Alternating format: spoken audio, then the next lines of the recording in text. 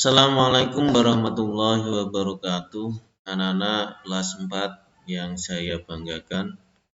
Alhamdulillah pada kesempatan pagi hari ini kita bisa ketemu kembali dalam pembelajaran SKI pertemuan yang kedua. Mudah-mudahan pertemuan kita nanti membawa manfaat maslahah fid-dini wa dunya wal akhirah. Anak-anak sekalian, melanjutkan pertemuan yang kedua. Sebelum mengawali pembelajaran kita pada pagi hari ini, terlebih dahulu marilah kita bersama-sama membaca basmalah. Bismillahirrahmanirrahim. Anak-anak sekalian, pada pertemuan yang kedua ini kita akan membahas tentang dakwah Nabi secara terbuka atau secara terang-terangan.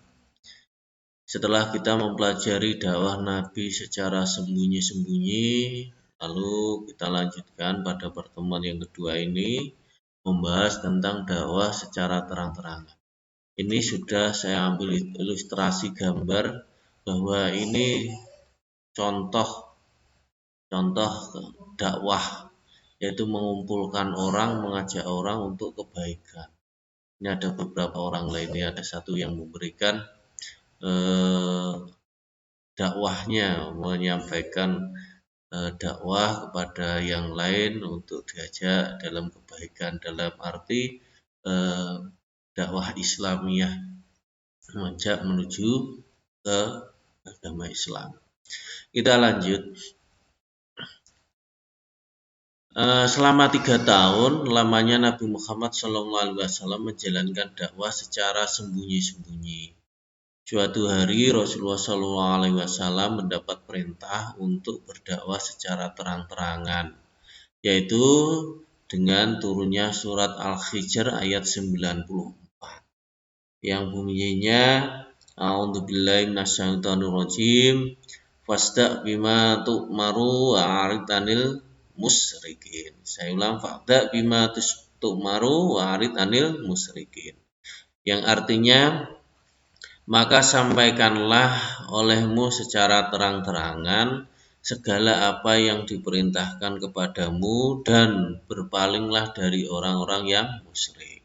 Jadi itu perintahnya, Nabi disuruh berdakwah secara terbuka atau secara terang-terangan berdasarkan wahyu Allah surat Al-Hijr ayat 94. Ini ada di halaman 6 anak-anak. Silahkan dibuka di buku SKI pada halaman 6. Kita lanjut. Pertama yang dilakukan Nabi Muhammad SAW dalam dakwah secara terang-terangan adalah mengumpulkan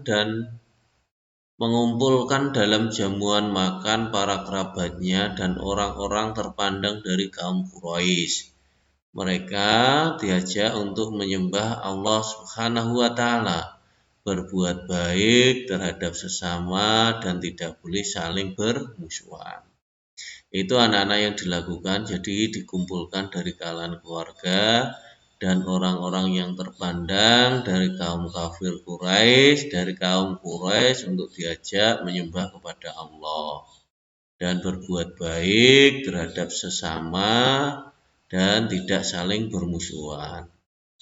Lanjut, hanya sebagian kecil yang menerima ajakan Nabi Muhammad SAW dan sebagian besar menolaknya, termasuk paman Nabi yang bernama Abu Lahab.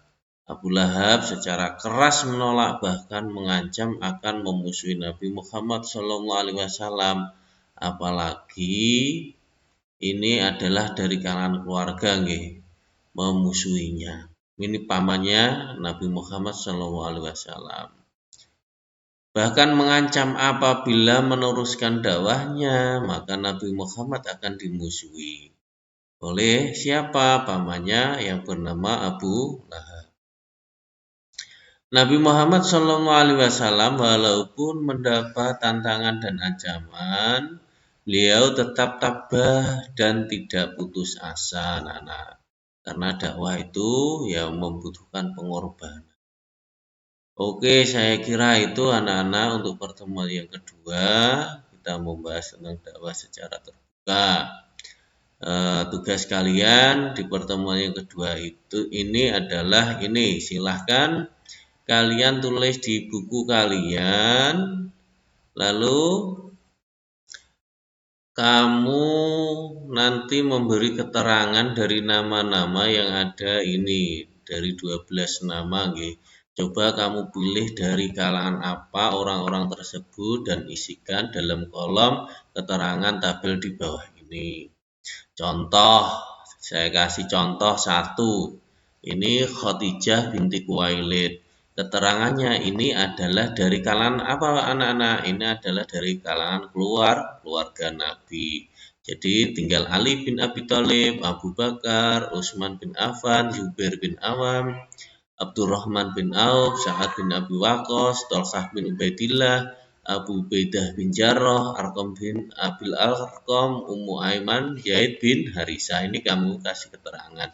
Silahkan ditulis, kamu cari nggih di buku kalian, di buku SKI. Kalau yang ini di halaman 7. Di halaman 7. Saya kira itu nggih anak-anak, ini silahkan ditulis kembali.